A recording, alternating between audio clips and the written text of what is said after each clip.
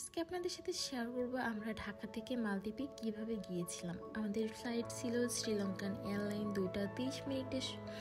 আমরা হোটেল থেকে 11টার সময় বের হয়ে যাই এয়ারপোর্টে। সেখানে সব ফর্মালিটি শেষ করে আমরা বসে থাকি, আর এই যে আমাদের প্লেন চলে এসেছে।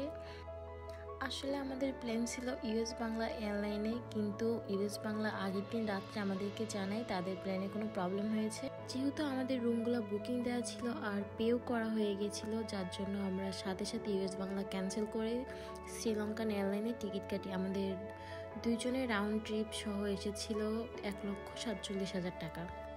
আমাদের শ্রীলঙ্কাতে একটা ট্রানজিট আছে, সেটা 2 ঘন্টার জন্য ছিল।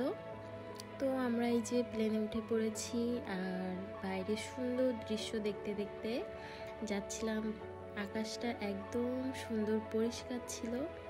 তারপর আমাদেরকে খাবার দিয়ে যায়, আর খাবারটা খুবই বাজে ছিল। সব কিছুতে নারকেল ছিল, যার জন্য কিছুই খেতে পারিনি। তারপর আমরা এই যে শ্রীলঙ্কাতে পৌঁছাই গেলাম।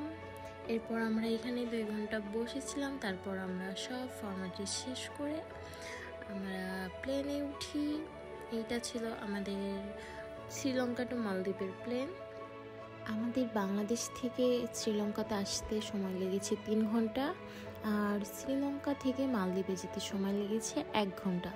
সব মিলিয়ে আমাদের 4 ঘন্টা সময় লেগেছে, আর মাঝে 2 ঘন্টার ট্রানজিট ছিল। কুলুমালিতে আমাদের হোটেল বুকিং দেওয়া ছিল, এই জন্য হোটেলের লোক এসে আমাদের পিক করে। দেন আমরা হোটেলে যাই, খাবার খাই, একটু বিচের পাড়ে আসি। রাত্রির সমুদ্র দেখতে অনেক সুন্দর। এটা ছিল একদম ভোরে।